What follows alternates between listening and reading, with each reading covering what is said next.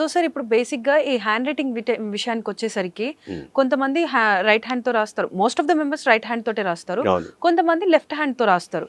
So ఈ ఇద్దరి మధ్యలో ఉన్న భేదాలు ఏంటి? రైట్ హ్యాండ్తో రాసేవాళ్ళు 92% ఉంటారు ప్రపంచంలో. 8-10% మంది మాత్రమే లెఫ్ట్ హ్యాండర్స్ ఉంటారు. హ్యాండ్ రైటింగ్ విషయానికి వస్తే అసలు ఏమాత్రం తేడా లేదు. ఎందుకంటే ఒక మనిషి ఒక స్టూడెంట్ అయినా ఒక జనరల్ పర్సన్ అయినా రాసేసిన తర్వాత మీరు ఆ హ్యాండ్ రైటింగ్ చూస్తే అది కుడి చేత్తో రాశారా ఎడం చేత్తో రాశారా తెలీదు ఎవరికి. అంటే ఏ చేత్తో రాసినా రైటింగ్ మాత్రం బాగుండాల్సిందే.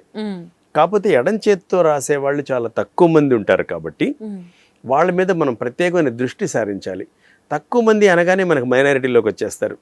ఎడమ చేతి వాళ్ళ, దేనికి పనికిరాని వాళ్ళేమో, అరే ఎడం చేతి వాళ్ళు అయ్యో పాపం అనేలాంటి ఒక చెడు భావం సమాజంలో ఉంది. అది చాలా తప్పు.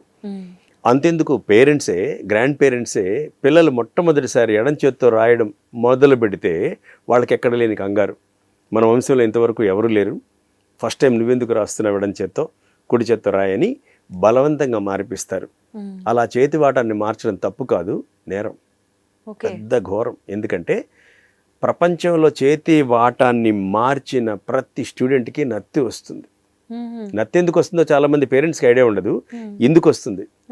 చేతి వాటాన్ని మారిస్తే ఏమవుతుందంటే మన కుడి భాగం అంతా, శరీరంలో ఉండే కుడి భాగం అంతా ఈ పార్ట్ బ్రెయిన్ కంట్రోల్ చేస్తూ ఉంటుంది.